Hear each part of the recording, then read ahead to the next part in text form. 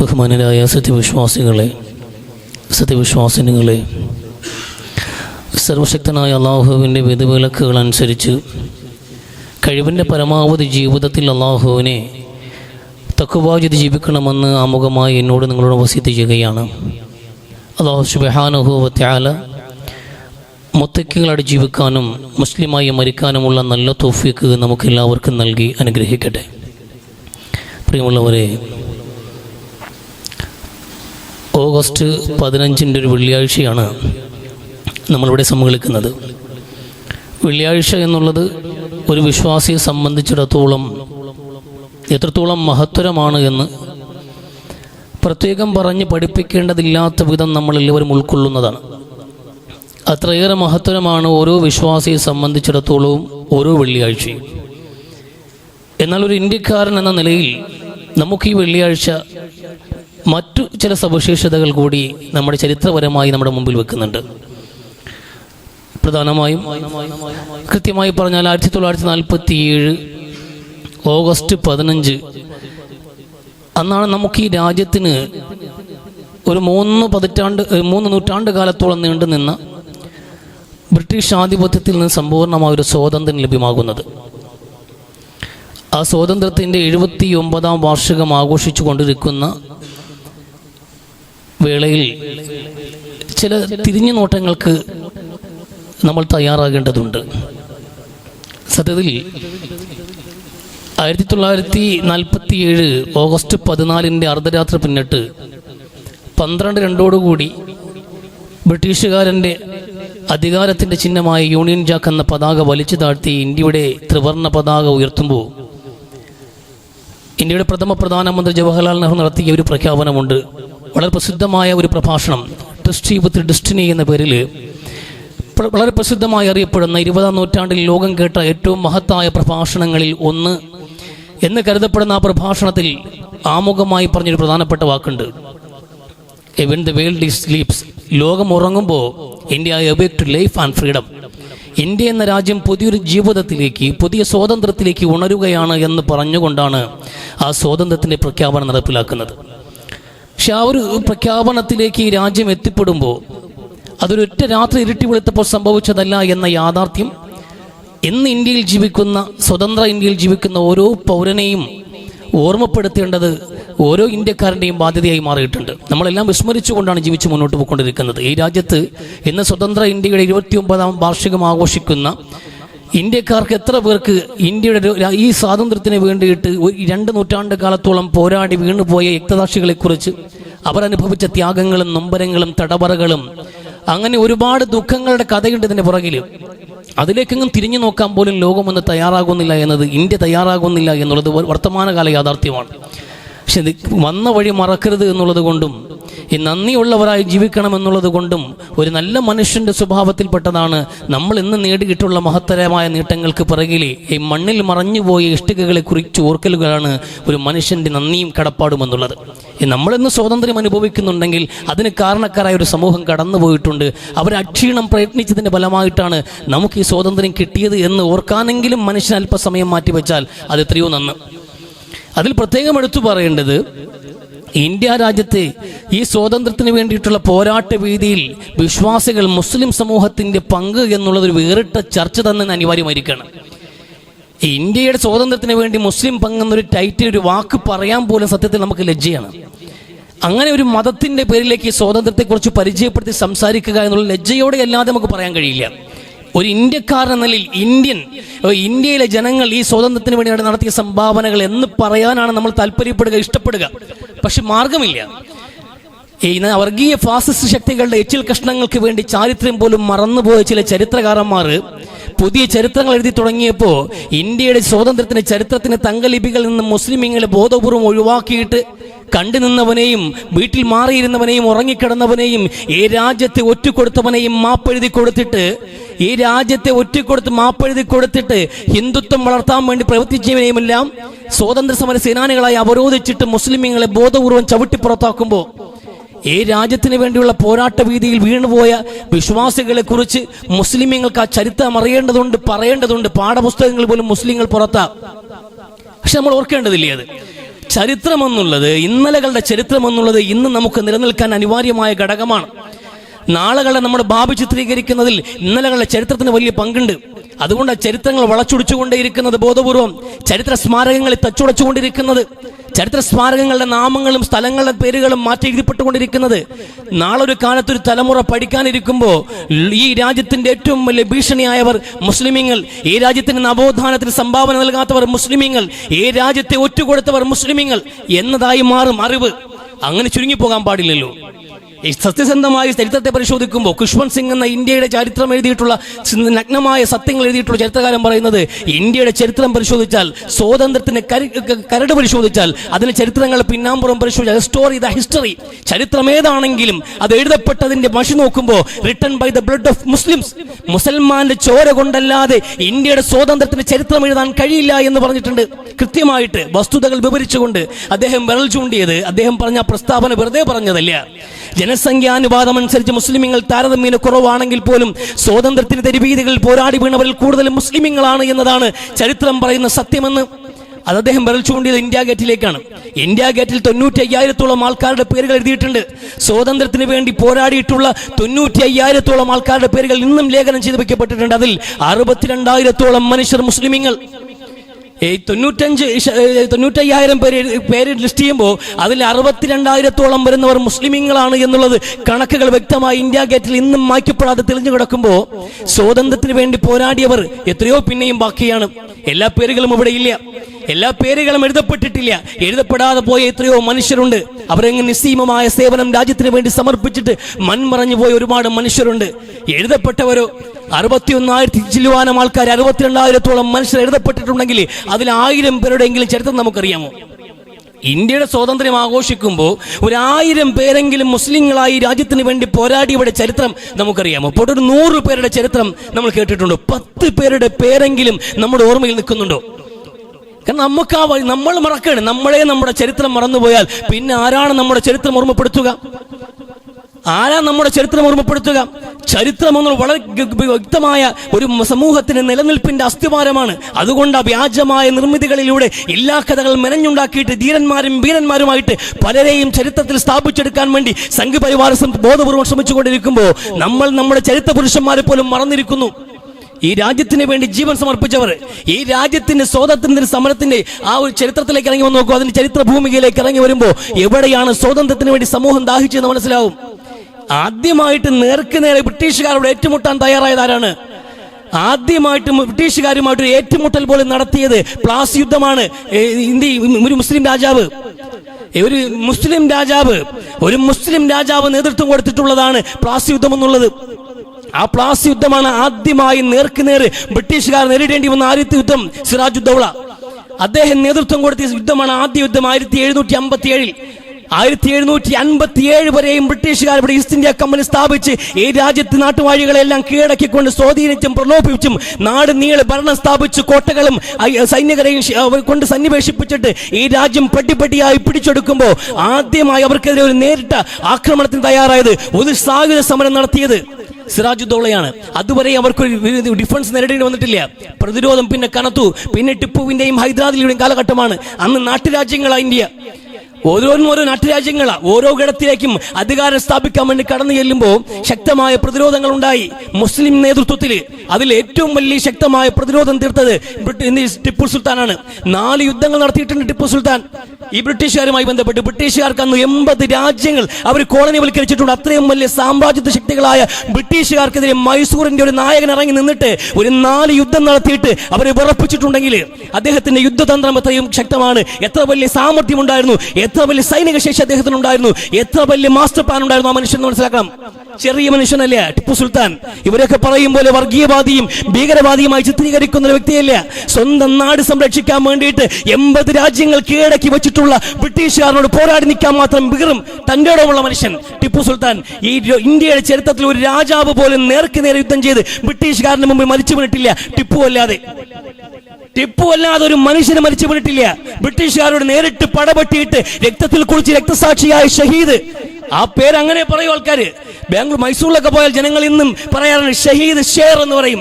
ടിപ്പുവിന്റെ പേര് അങ്ങനെ പറയാറുള്ളൂ, രക്തസാക്ഷിയായ കടുവ എന്ന് അങ്ങനെ പറയാൻ അവർക്ക് ആ ചരിത്രം മനസ്സിലാക്കിയവർക്ക്. പക്ഷെ ഇന്ന് അദ്ദേഹം ആ ടിപ്പുവിനെയും പാർശ്വവൽക്കരിച്ചിട്ട് മതവാദിയാക്കി മാറ്റി രാജ്യത്തിനെ ദ്രോഹിച്ചവനാക്കി മാറ്റുന്ന ചരിത്രം എഴുതുമ്പോൾ സത്യം നമ്മൾ മനസ്സിലാക്കേണ്ടതില്ലേ? അവിടെ നിന്ന് ഇങ്ങോട്ട് വരുമ്പോൾ ഈ രാജ്യത്തിന് സ്വാതന്ത്ര്യം വേണം എന്നൊരു ആവശ്യത്തോടെ അങ്ങോട്ട് ഡിഫൻസ് മാറി അങ്ങോട്ട് ആക്രമിക്കാൻ തുടങ്ങിയ ചരിത്രം എവിടെയാണ്? 1857 ബഹദൂർ ഷാ സഫറിന്റെ നേതൃത്വത്തിൽ ശിപ്പായി ലഹള എന്ന ചരിത്രം പറയും. മുസ്ലിമീങ്ങൾ നടത്തിയിട്ടുള്ള പല പോരാട്ടങ്ങൾക്കും സ്വാതന്ത്ര്യ സമരങ്ങൾക്കും കലാപങ്ങളെന്നും ലഹളകളെന്നും പേരെഴുതിയതും ഒരു തന്ത്രത്തിന്റെ ഭാഗം തന്നെയാണ്. സമരം എന്ന് പറയില്ലല്ലോ, സമരം എന്ന് എഴുതാറില്ല എവിടെയെങ്കിലും. ഒന്ന് ഈ ലഹള അല്ലെങ്കിൽ കലാപം എന്നതുപോലും ആ എഴുത്തുപോലും ഈ സ്വാതന്ത്ര്യ സമര പോരാട്ടത്തിൽ മുസ്ലിമിന്റെ സംഭാവനയെ വില കുറച്ച് കാണിക്കുക എന്നാണ്. ആ താല്പര്യത്തിലാണ് ആ വാക്കുകൾ ഉപയോഗിച്ചതെന്ന് സന്ദേഹപ്പെടേണ്ടിയിരിക്കുന്നു. 1857 ഒന്നാം ഇന്ത്യൻ സ്വാതന്ത്ര്യ സമരം, അതിന് ശിപ്പായി ലഹള എന്ന പേര്, ബഹദൂർ ഷാ സഫറിന്റെ നേതൃത്വത്തിൽ അദ്ദേഹത്തിന്റെ മക്കളെ മുഴുവനും കൊന്നുകളഞ്ഞു. അദ്ദേഹത്തെ നാടുകടത്തി ഈ രാജ്യത്ത് നിന്ന്. അത്രയും വലിയ നഷ്ടങ്ങൾ നേരിടുന്ന ഒരു അവസ്ഥയിലേക്ക് ഈ രാജ്യത്തിന്റെ സ്വാതന്ത്ര്യ സമരം മാറി. പിന്നെ 1921 സമ്പൂർണമായ ഇന്ത്യൻ സ്വാതന്ത്ര്യം എന്ന പോരാട്ടത്തിലേക്ക് ഈ രാജ്യത്ത് മുഴുവൻ ജനങ്ങളും തുനിഞ്ഞിറങ്ങുന്നത്. അത് ഹസ്രത്ത് മൊഹാനിയാണ് ആ പ്രമേയം ആദ്യമായി അവതരിപ്പിക്കുന്നത്. മൊഹാനി സാഹിബാണ് ഇന്ത്യൻ നാഷണൽ കോൺഗ്രസിന്റെ അഹമ്മദാബാദ് കോൺഫറൻസിൽ വെച്ചിട്ട് ആദ്യമായി സമ്പൂർണ്ണ സ്വാതന്ത്ര്യം ഇന്ത്യക്ക് വേണം, അതിനുവേണ്ടി ഏതറ്റം വരെയും പോകാൻ ഇന്ത്യൻ ജനത തയ്യാറാകണമെന്ന പ്രമേയം മുന്നോട്ട് വെക്കുന്നത്. അദ്ദേഹമാണ് ഇൻകുലാബ്. ഇന്നും തെരുവോലങ്ങൾ കേൾക്കുന്ന, ഏതൊരു സമരമുഖത്തും കേൾക്കുന്ന മുദ്രാവാക്യം ഇൻകുലാബിന്റെ അധ്യാപകൻ, അതിന് ഉപജ്ഞാതാവ് ഇൻകുലാബ് സിന്ദാബാദ് എന്ന് എന്നും കേൾക്കാറുണ്ടല്ലോ, വിപ്ലവം വിജയിക്കട്ടെ എന്ന്. ആ മുദ്രാവാക്യത്തിന്റെ അധ്യക്ഷനാണ് അദ്ദേഹം. അദ്ദേഹമാണ് ആ മുദ്രാവാക്യം ആദ്യമായി ലോകത്ത് വെക്കുന്നത്. അതുപോലെ ഒട്ടനവധി സംഭാവനകള്. പൂർണ്ണമായ സ്വാതന്ത്ര്യം, പൂർണ്ണമായ സമ്പൂർണ്ണ സ്വരാജ് എന്ന് പറയുന്ന പ്രഖ്യാപനവുമായിട്ട് ആസാദിയെ കാമിൽ, ഈ രാജ്യത്തിന് സമ്പൂർണ്ണ സ്വാതന്ത്ര്യം വേണമെന്ന പ്രഖ്യാപനവും അദ്ദേഹത്തിന്റെ വാക്ക് തന്നെയാണ്. അവിടെ നിന്നാണ് ഈ 1921 ശേഷം ഈ രാജ്യത്തെ ഹിന്ദുക്കളും മുസ്ലിമീങ്ങളും അടങ്ങുന്ന ഈ രാജ്യത്തെ പാഴ്സിയും സിഖുകാരും ഒന്നടങ്കം കൈകോർത്തു പിടിച്ചിട്ട് അവർ പകലില്ലാതെ കൈമൈ മറന്ന് പണിയെടുത്തതിന്റെ ഫലമാണ് 1947 സ്വാതന്ത്ര്യം എന്നുള്ളത്. ഈ 21ന്റെയും 26 വർഷമുണ്ടല്ലോ ഈ സ്വാതന്ത്ര്യത്തിനിടയിലുള്ള 26 വർഷം ഈ സമരമുഖത്ത് മുസ്ലിമീങ്ങൾ നേതൃത്വം കൊടുക്കുക മാത്രമല്ല ചെയ്തത്, ഈ രാജ്യത്തുണ്ടായ വലിയ ഭവിഷ്യത്തുകൾ നേരിടേണ്ടി വന്നു. അവർ ഡിവൈഡ് ആൻഡ് റൂൾ എന്നുള്ളത് അവരുടെ തത്വമാണ്. ബ്രിട്ടീഷുകാർ ലോകത്ത് എവിടെ പോയിട്ടുണ്ടോ അവിടെയെല്ലാം അവർ വളരെ നല്ല നിലയിൽ വിജയിച്ച് കാണിച്ചൊരു ഫോർമുലയാണ് ജനങ്ങളെ ഭിന്നിപ്പിച്ചു ഭരിക്കുക എന്നുള്ളത്. ഇന്ത്യയിലും അതേ തന്ത്രങ്ങൾ പയറ്റിക്കൊണ്ടേയിരുന്നു. ഇന്ത്യയുടെ സ്വാതന്ത്ര്യ സമരങ്ങളുടെ ഇടയിലേക്ക് കടന്നു വന്നിട്ട് അവസാനം പിടിക്കപ്പെട്ടപ്പോൾ പല ആൾക്കാരും മാപ്പെഴുതി കൊടുത്തു പുറത്തു വന്നിട്ട് പിന്നെയുള്ള പദ്ധതി എന്താണ്? ഈ രാജ്യത്തിന്റെ സ്വാതന്ത്ര്യം ഒരു ഭാഗത്ത് നടക്കട്ടെ, പോരാട്ടങ്ങൾ ഒരു ഭാഗത്ത് നടക്കുമ്പോൾ നമുക്ക് ഹിന്ദു രാഷ്ട്രത്തിന്റെ അസ്ഥിവാരം പണിയാമെന്ന് കണക്കാക്കിയിട്ട് ഇവിടെ ഹിന്ദുക്കളെ മറുഭാഗത്തേക്ക് ക്ഷണിച്ചുകൊണ്ടേയിരുന്നു. ഒരു ഭാഗത്ത് മുസ്ലിമീങ്ങൾക്കിടയിലെയും ഒരു കമ്മ്യൂണിറ്റി നിലയിൽ മതപരമായ വർഗീയത ജനങ്ങൾക്കിടയിൽ ബ്രിട്ടീഷുകാരന്റെ അച്ചാരം വാങ്ങിച്ചിട്ട് ഇവിടെ നടപ്പിലാക്കാൻ ശ്രമിച്ചുകൊണ്ടേയിരുന്നു. അതുകൊണ്ട് ഒരു ഭാഗത്ത് ബ്രിട്ടീഷുകാർ നേരിടണം, മറുഭാഗത്ത് ഹിന്ദു മുസ്ലിം ഐക്യമൂട്ടി ഉറപ്പിക്കണം. അതിനുവേണ്ടി പണിപ്പെട്ടുകൊണ്ടേയിരുന്നു. അതിനുവേണ്ടി പണിയെടുക്കുന്നു മുഹമ്മദ് അലി ജൗഹർ വട്ടമേശ സമ്മേളനത്തിന് പോയിട്ട് ബ്രിട്ടീഷുകാരന്റെ മുമ്പിൽ ഇരിക്കുമ്പോൾ പറഞ്ഞ കാര്യം, നിങ്ങൾ എല്ലായിടത്തും വിജയിച്ചിട്ടുള്ള ആ ഫോർമുല ഇന്ത്യയിൽ നിങ്ങൾ ഇറക്കിയിട്ടുണ്ട്. B divide you rule. ഞങ്ങൾ ഇന്ന് ഭിന്നിച്ചു നിന്നപ്പോ നിങ്ങൾ നമ്മൾ ഭരിക്കണം. പക്ഷേ ഒരു ദിവസം വരും അന്ന് ഇന്ത്യൻ ജനതയ്ക്ക് ഡിവൈഡ് ഉണ്ടാവില്ല, അവർക്കിടയിൽ വർഗീയത ഉണ്ടാവില്ല, വിഭാഗീയത ഉണ്ടാവില്ല. എല്ലാവരും ഇന്ത്യക്കാരനെന്ന് ചിന്തിക്കുന്ന ഒരു ദിവസം വന്നാൽ അന്ന് നിങ്ങൾക്ക് ഇന്ത്യയിൽ നിൽക്കാൻ കഴിയില്ല എന്ന്, ഇതുപോലെ ഇന്ത്യൻ ജനങ്ങളെ അടിമകളാക്കാൻ കഴിയില്ല എന്ന്. അത് അദ്ദേഹം പറഞ്ഞു തിരിച്ചറിവ് കൂടിയാണ്. ജനങ്ങൾ ഭിന്നിച്ചു നിൽക്കുമ്പോഴാണല്ലോ നിങ്ങൾ മുതലെടുപ്പ് നടത്തുന്നതെന്ന്. അതിനെതിരെ പ്രവർത്തിച്ചുകൊണ്ടിരുന്നു അദ്ദേഹത്തിന്റെ ഉമ്മ. ഈ മുഹമ്മദ് അലി ജൗഹറിന്റെ ഉമ്മ കേരളത്തിൽ പോലും വന്നിട്ടുണ്ട്. എന്ത് പറയാനാണെന്ന് അറിയുമോ? കേരളത്തിൽ പോലും ജനങ്ങളെ, സ്ത്രീകളെ അടക്കം ഇന്ത്യയുടെ സ്വാതന്ത്ര്യത്തിന് വേണ്ടി തെരുവിലിറക്കാനും ഹിന്ദു മുസ്ലിങ്ങൾക്കിടയിൽ ഐക്യമുണ്ടാക്കാനും വേണ്ടി പ്രഭാഷണം നടത്താൻ വേണ്ടിയിട്ട് അബാദി ബാനു ബീഗം ഈ കേരളത്തിലും വന്നിട്ടുണ്ട്. അത് പഠിപ്പിക്കാനാണ്. ഈ രാജ്യത്തിന് സ്വാതന്ത്ര്യത്തിന് വേണ്ടി പോരാടാൻ വേണ്ടി സ്ത്രീകൾ പോലും തയ്യാറായി പുറത്തിറങ്ങണമെന്ന് പറയാൻ, ഹിന്ദുക്കൾക്കും മുസ്ലിമുകൾക്കിടയിൽ ഐക്യമുണ്ടാക്കാൻ. വർഗീയത പറയുന്നവരുടെ വാക്കുകൾ കേൾക്കണ്ട, ആ ചിന്താഗതികളെ പറയാൻ നിങ്ങൾ പോകണ്ട. നമ്മൾ ഇന്ത്യക്കാരാണെന്ന് പഠിപ്പിക്കാൻ വേണ്ടി വന്നു. ഗാന്ധി തൊപ്പിയുടെ ഉപജ്ഞാതാവ് ഈ ഉമ്മയാണ്. ഇന്നും എന്ത് ആൾക്കാർ വെക്കുന്ന ഗാന്ധി തൊപ്പിയില്ലേ, ആ ഗാന്ധി തൊപ്പിയെ, ആ സ്ട്രക്ചർ, അതിനെ പണിതെടുത്തത്, ആ രൂപത്തിൽ തന്നെ ഉണ്ടാക്കിയെടുത്തത് അബാദി ബാനു ബീഗമാണ്. ആ ഉമ്മയെപ്പോലെ ആ ഉമ്മയ്ക്ക് മകൻ അയച്ചൊരു കത്തുണ്ട്. ജയിലിൽ കിടക്കുമ്പോൾ മുഹമ്മദ് അലി ജൗഹർ 2 ആമക്കളും 27ാമത്തെ വയസ്സിൽ വിധവയായപ്പോൾ സ്വർണ്ണപ്പണ്ടങ്ങളെല്ലാം പണയപ്പെടുത്തിയിട്ട് മക്കളെ പഠിക്കാൻ വേണ്ടി പഠിപ്പിച്ച് വിദ്യാഭ്യാസം കൊടുത്ത് സമുന്നതമായ വിദ്യാഭ്യാസവും നേടി സ്വന്തം ഉമ്മയുടെ അടുക്കലേക്ക് മടങ്ങി വന്നപ്പോൾ ഈ രാജ്യത്തിന്റെ സ്വാതന്ത്ര്യത്തിന് വേണ്ടി നിങ്ങൾ ഞാൻ ഒഴിഞ്ഞു വിട്ടിരിക്കുന്നു മക്കളെ, നിങ്ങൾ അതിനു വേണ്ടി പോരാടാൻ വേണ്ടി പറഞ്ഞു വിട്ട ആ മക്കൾ ജയിലിൽ കിടക്കുമ്പോൾ മകൻ എഴുതിയ കത്തുണ്ട്, ഉമ്മ നിങ്ങൾക്ക് ഇന്ന് വയോധികയായി നിങ്ങൾ വിഷമിക്കുമ്പോൾ, നിങ്ങൾ ഈ പ്രായം ചെന്ന അവസ്ഥയിൽ നിങ്ങളെ സേവിക്കാൻ, നിങ്ങൾക്ക് സുഹബത്ത് ചെയ്യാൻ ഞാൻ അടുത്തില്ലല്ലോ എന്ന സങ്കടമാണ് എനിക്കുള്ളത്. എന്റെ പടച്ചവന്റെ മുമ്പിൽ പോയി നിൽക്കുമ്പോൾ എന്റെ ഉമ്മാക്ക് വേണ്ടി പാദസേവ ചെയ്യാൻ നീ എന്തുകൊണ്ട് നിന്നില്ലെന്ന് മുഹമ്മദ് അലി ജൗഹറിനോട് പടച്ചവൻ ചോദിച്ചാൽ ഞാൻ എന്ത് മറുപടി പറയും ഉമ്മ എന്ന്. ഇവിടെ മാപ്പെഴുതാൻ നിർബന്ധിക്കുന്നുണ്ട്, മാപ്പെഴുതാൻ ബ്രിട്ടീഷുകാർ നിർബന്ധിക്കുന്നുണ്ട്, നിബന്ധനകൾ എന്റെ മുമ്പിൽ വെക്കുന്നുണ്ട്. എന്റെ അവസ്ഥയിൽ ഉമ്മ എന്റെ പ്രയാസം ഇത് മാത്രമാണ്, നിങ്ങളുടെ അടുക്കൽ നിൽക്കാൻ കഴിയുന്നില്ലല്ലോ എന്ന് അവരെഴുതിയ മറുപടി കത്തുണ്ട്. ബ്രിട്ടീഷുകാരന് മാപ്പെഴുതി കൊടുത്തിട്ടാണ് നീ പുറത്തു വരാൻ തീരുമാനിക്കുന്നെങ്കിൽ ഈ വൃദ്ധയായ മാതാവിന്റെ ദുർബലമായ കൈകൊണ്ട് മുഹമ്മദ് അലി നിന്റെ കഴുത്ത് ഞെരിക്കാൻ ഞാൻ മടിക്കില്ല എന്ന്. ഇന്ത്യയുടെ ചരിത്രത്തിൽ ഇങ്ങനെ ഒരു ഉമ്മ ഉണ്ടാവില്ല. ഇന്ത്യയുടെ ചരിത്രത്തില് സ്വന്തം മാമകനോട് പറഞ്ഞാണ് മാപ്പെഴുതി കൊടുത്തിട്ട് പുറത്തു വന്നാൽ നിന്നെ കഴുത്ത് ഞെരിച്ച് കൊന്നുകളയുമെന്ന് പറഞ്ഞൊരു ഉമ്മ. അതാ ചരിത്രം. അങ്ങനെ ഒരുപാടുണ്ട് വീരകഥകൾ പറയാൻ. ഇന്ത്യയുടെ സ്വാതന്ത്ര്യത്തിന് പിറകില് ഒട്ടനവധി എണ്ണിയാലൊടുങ്ങാത്ത മനുഷ്യരുണ്ട്. ഇതെല്ലാം കഷ്ടപ്പെട്ട് ഒരുപാട് ത്യാഗങ്ങൾ സഹിച്ചിട്ടാണ് 1947 ഇന്ത്യ എന്ന ഈ രാജ്യം സ്വാതന്ത്ര്യം കൊള്ളുന്നത്. അതിന്റെ 79ാമത്തെ വാർഷികം ആഘോഷിക്കുന്നിടത്ത് നമ്മൾ നിൽക്കുന്നത്. ഇനി ഇങ്ങോട്ടുള്ള കഥ പറയാം. ഇനി ഇങ്ങോട്ടെന്ന് ഇവിടെ നടക്കുന്നത് ഈ സ്വാതന്ത്ര്യം ആഘോഷിക്കാൻ നിൽക്കുമ്പോൾ നമ്മൾ ആലോചിക്കണം, എന്ത് സ്വാതന്ത്ര്യമാണ് നമുക്ക് ലഭ്യമായത്, എന്ത് സ്വാതന്ത്ര്യമാണ് നമുക്ക് ലഭിച്ചത്, എന്ത് സ്വാതന്ത്ര്യമാണ് നമ്മൾ ആഘോഷിക്കേണ്ടത്, എന്താണ് സ്വാതന്ത്ര്യം എന്ന് മനസ്സിലാക്കേണ്ടത്. ഒരു രാഷ്ട്രത്തിന്റെ, ഒരു സമൂഹത്തിന്റെ സ്വാതന്ത്ര്യം എവിടെയാണ് പൂർണ്ണത പ്രാപിക്കുക? അദീബിൻ ഹാത്തിബ് എന്ന ശഹാബി പുണ്യനബി സല്ലല്ലാഹു അലൈഹി വസല്ലമയെ കാണാൻ വേണ്ടി വരുന്നുണ്ട്. അദ്ദേഹം ഇസ്ലാം മതം സ്വീകരിച്ചിട്ടില്ല. അന്ന് സുൽത്താന്റെ മകനാണ് ഹാത്തമു തോയി എന്ന പ്രസിദ്ധനായ മനുഷ്യൻ. ചരിത്രങ്ങളിലും കഥകളിലും ഇന്നും അദ്ദേഹം എന്ത് ചെയ്യുന്നുണ്ട്, നിഴലിച്ചു നിൽക്കുന്ന മനുഷ്യനാണ് ഹാത്തമു തോയി. ഏറ്റവും വലിയ ധർമ്മിഷ്ഠനാണ് ആ മനുഷ്യൻ. അറബിയിൽ എല്ലാവർക്കും സുപരിചിതനായ പേര്. ആ സുൽത്താന്റെ മകനാണ്. അല്ലാഹുവിന്റെ റസൂൽ സല്ലല്ലാഹു അലൈഹി വസല്ലമയുടെ നിർദ്ദേശപ്രകാരം വന്ന് കണ്ടു. റസൂലിനെ കാണാൻ വേണ്ടി വരുമ്പോൾ റസൂലുള്ളാഹി പറഞ്ഞു അദീനോട് അസ്ലിം തസ്ലിം, ഇസ്ലാം മതം സ്വീകരിക്കണം, നിങ്ങളുടെ മുമ്പിൽ അതാണ് മാർഗം, നിങ്ങൾ ഇസ്ലാം മതം സ്വീകരിക്കുക, സുരക്ഷിതനായി സമാധാനത്തോടെ ഇരിക്കാൻ. പുണ്യ നബി സല്ലല്ലാഹു അലൈഹി വസല്ലം പറഞ്ഞപ്പോൾ അദ്ദേഹം പറഞ്ഞത് ഇന്നൽ ദീൻ, ഞാൻ ഓൾറെഡി ഒരു വിശ്വാസിയാണ്, എനിക്കൊരു മതമുണ്ട്. റസൂൽ പറഞ്ഞു നിങ്ങളുടെ മതമൊക്കെ എനിക്കറിയാം, നിങ്ങളുടെ മതമൊക്കെ എനിക്കറിയാം. ക്രൈസ്തവ മതത്തിന്റെയും ജൂതമതത്തിന്റെയും ഇടയിലൂടെ പോകുന്ന ഒരു പ്രത്യേകതരം വിശ്വാസം പുലർത്തുന്ന ഒരു സമൂഹം അവിടെ ജീവിക്കുന്നുണ്ട്. ആ വിശ്വാസമാണ് അവർ പുലർത്തി പോകുന്നത്. അതാണല്ലോ നിങ്ങളുടെ മതം എന്ന് പുണ്യ നബി സല്ലല്ലാഹു അലൈഹി വസല്ലമ. മാത്രമല്ല, നിങ്ങളുടെ മതപ്രകാരമുള്ള വിശ്വാസപ്രകാരം നിങ്ങൾക്ക് നിയമത്ത് എടുക്കാമോ? യുദ്ധാർജിത സ്വത്തുക്കൾ നിങ്ങൾക്ക് അവകാശമില്ല, അത് ഉപയോഗിക്കാൻ പാടില്ല, അതാ നിയമം. പക്ഷെ എന്നിട്ടും നിങ്ങൾ ജനങ്ങളുടെ മേൽ അധികാരം വെക്കുകയും ഒനിയമത്തെ സ്വത്തിന്റെ 4/1 പങ്കിടുകയും ചെയ്യുന്നില്ലേ, അത് നിങ്ങൾ ഭക്ഷണമാക്കാറില്ലേ എന്ന് പുണ്യ നബി സല്ലല്ലാഹു അലൈഹി വസല്ലമ തന്റെ റിസാലത്ത് ബോധ്യപ്പെടുത്താൻ വേണ്ടി ചില കാര്യങ്ങൾ കൂടി പറഞ്ഞു വെച്ചു. അദ്ദേഹത്തിന് ബോധ്യപ്പെട്ടു. എന്നെ മതത്തെക്കുറിച്ച് എന്നേക്കാൾ നന്നായി താങ്കൾ പറയുന്നുണ്ട് എന്ന് റസൂലിനോട് മറുപടി പറയുമ്പോൾ റസൂൽ പറയാണ് നിനക്ക് ഇനിയും ഇങ്ങോട്ട് വരാൻ സമയമായിട്ടില്ലേ, അസ്ലിം, എനിക്കറിയാം നിന്റെ മനോഭാവം എന്ത്. റസൂൽ പറയും നിന്റെ മനോഭാവം എനിക്കറിയാം, നിന്റെ പ്രശ്നം എന്താണെന്നറിയുമോ, എന്റെ ചുറ്റും കാണുന്ന ഈ സാധുക്കളാണ്. സുൽത്താനായി വന്ന നീ എന്റെ ഈ സമൂഹങ്ങൾ ഭാവി കാണുന്നില്ല, ഈ ജനങ്ങൾക്ക് വലിയ ഭാവി കാണുന്നില്ല, ക്ഷേമം കാണുന്നില്ല, പുരോഗതി കാണുന്നില്ല, അങ്ങനെ വലിയ വളർച്ചയെങ്കിലും കാണില്ല. നീ അതാണ് നിന്റെ പ്രശ്നം. ഈ കാണുന്ന അർദലുകൾ, നിർധനരും അടിമകളുമായ കുറെ ആൾക്കാരല്ലേ എൻ്റെ ഒപ്പമുള്ളൂ എന്നതാണ് നിന്റെ പ്രശ്നമെങ്കിൽ ഞാനൊന്ന് പറയട്ടെ, നിനക്ക് ഹൈറ എന്ന സ്ഥലം അറിയാമോ എന്ന് പുണ്യ നബി സല്ലല്ലാഹു അലൈഹി വസല്ലം റസൂലിനോട് പറഞ്ഞു. നബി അറിയാമെന്ന് ചോദിച്ച് കേട്ടിട്ടുണ്ട്, പോയിട്ടില്ല, കേട്ടിട്ടുണ്ട് ആ സ്ഥലം. എന്ന ഇറാഖിന്റെ ഭാഗത്തുള്ള ഹീറ എന്ന നാട്ടിൽ നിന്ന് ഒരു യുവതി, സുന്ദരിയായ ഒരു യുവതി ഒറ്റയ്ക്ക് ഒരു ആൺതുണയില്ലാതെ ഈ മക്കയിൽ വന്ന് തീർത്ഥാടനം പൂർത്തിയാക്കി മടക്കിപ്പോകും.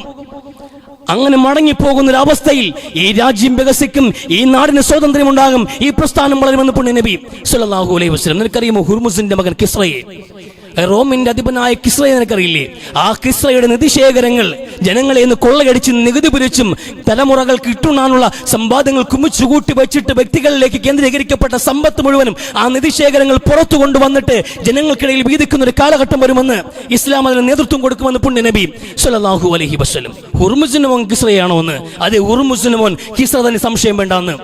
പിന്നെ റസൂൽ പറഞ്ഞു ഇവിടെ ജനങ്ങൾക്കിടയിൽ സാമ്പത്തിക സമത്വം വന്നു കഴിയുമ്പോൾ ജനങ്ങൾ ദാനം ചെയ്യാൻ വേണ്ടി പണവും കൊണ്ട് പുറത്തിറങ്ങും, അന്നത് സ്വീകരിക്കാൻ ആളില്ലാതെ പോകുമെന്ന് പുണ്യ നബി സല്ലല്ലാഹു അലൈഹി വസല്ലം. ഈ വിധത്തിൽ ഈ പ്രസ്ഥാനം വളരും, ഈ രാജ്യം വികസിക്കും, സമൂഹത്തിന് സ്വാതന്ത്ര്യമുണ്ടാകും, ക്ഷേമമുണ്ടാകുമെന്ന് പുണ്യ നബി സല്ലല്ലാഹു അലൈഹി വസല്ലം. അത് ഈ ഇസ്ലാമിലേക്ക് വന്നിട്ട് അദ്ദേഹം പിന്നീട് എഴുതുന്ന ചരിത്രമുണ്ട്. ആദ്യത്തെ 2 ഞാൻ സാക്ഷിയാണ് എന്ന്. ആദ്യത്തെ 2 കാര്യങ്ങൾക്കും ഹീറയിൽ നിന്നൊരു പെണ്ണ് ഒറ്റയ്ക്ക് ആൺതുണയില്ലാതെ ഒറ്റയ്ക്ക് ഇവിടെ വന്ന് തീർത്ഥാടനം പൂർത്തിയാക്കി മക്കത്ത് നിന്ന് മടങ്ങിപ്പോയി, ഒരു പോർല് പോലും നിൽക്കാതെ. അത് കണക്ക് തന്നെ കിസ്രയുടെ സാമ്രാജ്യങ്ങളെ നിധിശേഖരങ്ങളെല്ലാം ജനങ്ങൾക്കിടയിൽ വീതിക്കപ്പെട്ടു. പാവപ്പെട്ടവന്റെ കൈകളിലും കിടന്നു അതിന്റെ വളകൾ. സുറാഖത്ത് ബിൻ മാലിക്കിന്റെ കൈകളിലേക്ക് ആ തങ്ക വളകൾ വീണില്ലേ? സുറാഖത്ത് ബിൻ മാലിക്കിന്റെ കൈകളിലേക്ക് കിസ്രയുടെ വളകൾ അല്ലാഹുവിന്റെ റസൂലിന്റെ പ്രഖ്യാപനം പോലെ അണിയിക്കപ്പെട്ടില്ലേ? മദീനത്തെ ഒരു നിർദ്ധനായ മനുഷ്യൻ മക്കയിൽ നിന്ന് മദീനത്തേക്ക് പലായനം ചെയ്തു വന്ന സുറാഖത്ത് ബിൻ മാലിക് എന്ന സാധു, ആ സാധു മനുഷ്യന്റെ കൈകളിൽ കിസ്രയുടെ വള കടന്ന് കിലുങ്ങിയില്ലേ? അത് ചരിത്രമാണ്. രണ്ടിനും ഞാൻ സാക്ഷിയാണ്. മൂന്നാമത്തതിന് സംശയമില്ല റസൂല പറഞ്ഞതെന്ന്. ഇവിടെ ഞാൻ പറഞ്ഞു വന്ന പോയിന്റ് നോക്കൂ. ഒരു സ്വാതന്ത്ര്യത്തിന്റെ കൺസെപ്റ്റ് എന്താ? കാഴ്ചപ്പാട്. ഒരു രാഷ്ട്രത്തിന്റെ സ്വാതന്ത്ര്യം എവിടെ പൂർത്തിയാവുക? ഒരു സ്ത്രീക്ക്, അതൊരു ഉദാഹരണം, സ്ത്രീ മാത്രം പരിഗണിക്കൽ, ആണുങ്ങൾ പരിഗണിക്കാതിരുന്നല്ല. ഒരു ദുർബലയായ സ്ത്രീ, അത് സുന്ദരിയായ യുവതിയായ ഒരു സ്ത്രീക്ക് ഒരു ആൺതുണയില്ലാതെ ഒരു സമൂഹത്തിലൂടെ കിലോമീറ്ററുകൾ മൈലുകൾ താണ്ടി ഒറ്റയ്ക്ക് സഞ്ചരിച്ച് രാവും പകലും പിന്നിട്ട് യാത്ര ചെയ്യാൻ കഴിയുന്ന ഒരു അവസ്ഥാവിശേഷം ഒരു സമൂഹത്തിൽ ഉണ്ടാകാതെ ആ സമൂഹത്തിന് സ്വാതന്ത്ര്യം ഉണ്ടാകില്ല എന്ന്. സുരക്ഷിതത്വ ബോധമുള്ള ഒരു സാമൂഹിക അവസ്ഥ, അതാ പറയുന്നത്. ഒരു സമൂഹം അല്ലെങ്കിൽ ഒരു രാഷ്ട്രത്തിന് സ്വാതന്ത്ര്യം ഉണ്ടാവുന്നപ്പോഴാണോ ആ രാജ്യത്തെ പൗരന്മാർക്ക് എല്ലാവർക്കും, വിശിഷ്ട ഒരു പെൺകുട്ടിക്ക് സുരക്ഷിതത്വ ബോധത്തോടു കൂടി ഇറങ്ങി നടക്കാൻ കഴിയുന്ന സാഹചര്യം ഉണ്ടാകണം. ഇന്നിവിടെ ഉണ്ടോ? ഈ രാജ്യത്ത് അതുണ്ടോ എന്ന് നമ്മൾ ആലോചിക്കണം. ഈ സ്ത്രീ എന്ന് പറഞ്ഞിട്ട് പെണ്ണിന്റെ ഒരു വാഴയ്ക്ക് പോലും ഒരു സ്ത്രീയുടെ വസ്ത്രം അണിയിക്കാൻ കഴിയാത്ത വിധത്തിൽ ഒരു അവസ്ഥ, ക്രൂരമായ നിലയിൽ ആക്രമിക്കപ്പെട്ടുകൊണ്ടിരിക്കുകയല്ലേ സ്ത്രീകൾ? ഇന്ത്യൻ സ്ത്രീത്വത്തെ അപമാനിക്കുന്ന എത്ര സംഭവങ്ങളാണ് ഉണ്ടായത് ഇവിടെ? എത്ര സംഭവങ്ങളാണ് ഉണ്ടായത്? രക്തരൂക്ഷിതമായ കലാപങ്ങൾക്കിടയിൽ പോലും സ്ത്രീകളെ കൂട്ടബലാത്സംഗരിയാക്കിയില്ലേ? ആരാ? എന്തിനാ ആലോചിക്കുക? രക്തരൂക്ഷിതമായ കലാപങ്ങൾക്ക് നടുവിൽ പോലും ക്രൂരമായി പെൺകുട്ടികളെ കൂട്ടം കൂടി ബലാത്സംഗം ചെയ്ത് ക്രൂരത ഈ രാജ്യത്ത് നടക്കില്ലേ? ഗർഭിണിയായ സ്ത്രീയുടെ ഉദരം കുത്തിപ്പിളർന്ന് ചോരക്കുഞ്ഞിനെ എടുത്ത് തീയിൽ കാണിച്ച് ചുട്ടരിച്ചില്ലേ? ഈ മണിപ്പൂരിൽ സ്ത്രീകളെ ഉടുതുണിയില്ലാതെ ഇന്ത്യൻ സ്ത്രീത്വത്തെ നടത്തപ്പെട്ടില്ലേ? ഇവിടെ കുഴിച്ചുമൂടിയതിന്റെ കണക്കുണ്ടോ? കുഴിച്ചുമൂടിയതിന്, ധർമ്മസ്ഥലയിൽ കുഴിച്ചുമൂടിയ പെൺകുട്ടികൾക്ക് കണക്കുണ്ടോ? എത്ര പേരാണ്? ആരാണ്? ഗുസ്തി പഠിച്ച പെണ്ണുങ്ങൾക്ക് സുരക്ഷയില്ല. ഗുസ്തി പഠിച്ചവളെയും ലൈംഗികമായി പീഡിപ്പിച്ചില്ലേ? പരാതി ഉണ്ടായിട്ടുണ്ടായി ആട്ടിപ്പായിക്കപ്പെട്ടില്ലേ? ഇന്ത്യയുടെ ഇന്ദ്രപ്രസ്ഥത്തിൽ നിന്ന് പരാതിക്കാരുമായി സമരങ്ങളുമായി നിന്ന ഗുസ്തിക്കാരെ ആട്ടിപ്പായിക്കപ്പെട്ടില്ല. ഇവിടെ നീതി ഉണ്ടായത്? ഗുസ്തി പഠിച്ച പെണ്ണിന് പോലും സുരക്ഷയില്ല. ഭക്തിസാന്ദ്രമായ അമ്പലത്തിനുള്ളിൽ പോലും പ്രതിഷ്ഠയുടെ മുമ്പിലിട്ട് 8 വയസ്സുകാരി പെൺകുട്ടിയെ ക്രൂരമായി ദിവസങ്ങൾ പീഡിപ്പിച്ചില്ലേ? എവിടെയാണ് ഇവിടെ സ്ത്രീകൾക്ക് സുരക്ഷ ഉണ്ടായത്? സ്ത്രീത്വത്തിന് സുരക്ഷയുണ്ടോ ഈ രാജ്യത്ത്? സ്ത്രീ സുരക്ഷയെ കുറിച്ച് അതിലല്ലാതെ എവിടെയാ സ്വാതന്ത്ര്യം പൂർത്തിയാവുക? സ്ത്രീകൾക്ക് മാത്രം സുരക്ഷ, പൗരന്മാർക്ക് സുരക്ഷയുണ്ട്. സഞ്ചാര സ്വാതന്ത്ര്യമുണ്ട് നമുക്കിവിടെ. യാത്ര ചെയ്യാനുള്ള സ്വാതന്ത്ര്യം, ഉടുക്കുന്ന വസ്ത്രത്തിൽ സ്വാതന്ത്ര്യമുണ്ട്. വസ്ത്രം പോലും ഇന്ന് തടസ്സമായിരിക്കുന്നു. കഴിക്കുന്ന ഭക്ഷണത്തില് സ്വാതന്ത്ര്യമുണ്ടോ ഇന്ന്? പൗരന്മാർക്ക് നിർഭയത്വത്തോടുകൂടി ഒരു പിടി ആഹാരം കഴിക്കാൻ, അല്പം മാംസഭക്ഷണം കഴിക്കാൻ അനുവാദമുണ്ടോ? ജാതിയും മതവുമൊക്കെ ജന്മബാധ്യതയാക്കി മാറ്റിയില്ല ഇവിടെ. വിശ്വാസം സ്വാതന്ത്ര്യമുണ്ടോ മനുഷ്യന്? ജാതി അടിമയാക്കിയിരിക്കുകയാണ്. ജനിക്കുന്ന ജാതി ബാധ്യതയായി. ജാതി വിടാൻ നിവർത്തിയില്ല, കൺവെർട്ട് ചെയ്യാൻ നിവർത്തിയില്ല. വിശ്വാസം അവന്റെ സ്വാതന്ത്ര്യമല്ലേ?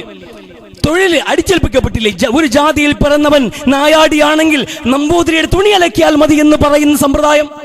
അലക്കുകാരനായി, തോട്ടുപണിക്കാരനായി, ബാർബറുകാരനായി ജന്മം കൊണ്ട് തന്നെ തൊഴിൽ അടിച്ചേൽപ്പിക്കപ്പെടുന്ന അവസ്ഥയില്ലേ? അവന് വേറെ പണി ചെയ്യാൻ പാടില്ല, അവന് വേറെ വിശ്വാസം സ്വീകരിക്കാൻ പാടില്ല, വേറെ കാഴ്ചപ്പാടുകൾ പഠിക്കാൻ പാടില്ല. വിദ്യാഭ്യാസം പോലും നിഷേധിച്ച് വിദ്യ കേട്ടവന്റെ കാതിൽ ഈരമൊഴുക്കിയിരിക്കുന്ന സാഹചര്യം പോലും രാജ്യം പിന്നിട്ട് പോയില്ലേ? എന്ത് സ്വാതന്ത്ര്യമാണ് ഇവിടെ ലഭ്യമായത് എന്നുള്ളതാണ്. കഴിക്കുന്ന ഭക്ഷണത്തിൽ സ്വാതന്ത്ര്യമില്ല, അഭിപ്രായ സ്വാതന്ത്ര്യമില്ല. അഭിപ്രായം പറയുന്നവർക്ക് പോലും ഇവിടെ ഭീഷണി ഉണ്ടാകുന്ന സാഹചര്യം. ഇത് നിൽക്കുമ്പോൾ എന്ത് സ്വാതന്ത്ര്യമാണ് ഇവിടെ ആഘോഷിക്കുന്നത്? ഇന്ത്യയുടെ അടിത്തറ പോലും, ഡെമോക്രസി എന്ന ജനാധിപത്യം എന്ന ഈ രാജ്യത്തിന്റെ ആ അടിത്തറ പോലും പിച്ചു ചീന്തിയിട്ട് അതിനെ പോലും ദയാപദത്തിന് വിട്ടുകൊടുത്തില്ലേ? ഇലക്ഷനുകൾ അട്ടിമറിക്കപ്പെട്ടില്ലേ? ഇവിടെ എന്ത് സ്വാതന്ത്ര്യമാണുള്ളത്? അതാണ് ഇവിടെ നമ്മൾ കാണേണ്ടത്. ഈ രാജ്യത്ത് എന്ത് സ്വാതന്ത്ര്യം നമ്മൾ ആഘോഷിക്കണം? ജനങ്ങളെല്ലാം അടിമകളാക്കി വെച്ചിട്ട് അംർ ബിൻ ആസിനോട് ഉമർ റളിയല്ലാഹു അൻഹു പറഞ്ഞ വാക്കുണ്ട്, നിങ്ങൾ എപ്പോഴാണ് ജനങ്ങൾ അടിമകളാക്കിയതെന്ന്? ജനങ്ങളെയൊക്കെ അവർ ഉമ്മമാര് സ്വതന്ത്രരായി പ്രസവിച്ചപ്പോ നിങ്ങൾ എന്നാണ് ജനങ്ങളെ അടിമകളാക്കാൻ തുടങ്ങിയതെന്ന്? അവരെ സ്വാതന്ത്ര്യം നിഷേധിക്കാൻ നിങ്ങൾക്ക് ആരാ അധികാരം നൽകിയതെന്ന്? അമ്മാർ ബിൻ ആസ് റളിയല്ലാഹു അൻഹുവിനോട് ഉമർ ബിൻ ഖത്താബിന്റെ വാക്കുകളാണ്. ഉമ്മമാര് സ്വതന്ത്രരായി പ്രസവിച്ചവർ, അവർക്ക് സ്വൈര്യമായി ജീവിക്കാൻ അവകാശമുണ്ട്.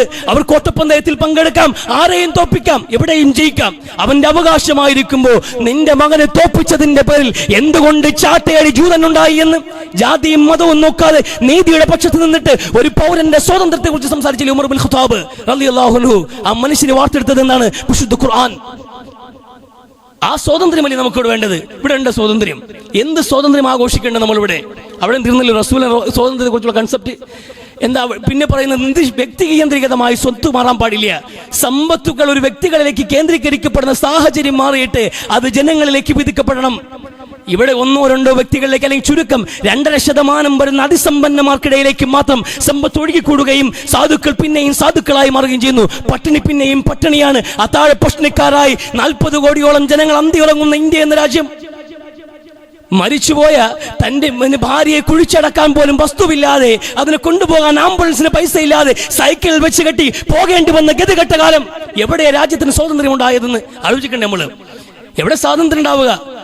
സാമ്പത്തിക സമത്വം ഉണ്ടാകണം. ഇവിടെ ഒരു ജഡ്ജിയുടെ വീടിന് തീ പിടിച്ചപ്പോ 2 കണ്ടെയ്നറിൽ കൊള്ളില്ല, 2 റൂമുകൾ നിറച്ച് അണ്ടർഗ്രൗണ്ടിൽ നോട്ടുകെട്ടുകൾ. ഇവിടെ പല മന്ത്രിമാരുടെയും പല കോർപ്പറേറ്റ് കുത്തകളുടെയും വീടുകൾ പോലും തികയില്ല നോട്ടുകെട്ടുകൾ കൊണ്ട് മൂടാൻ.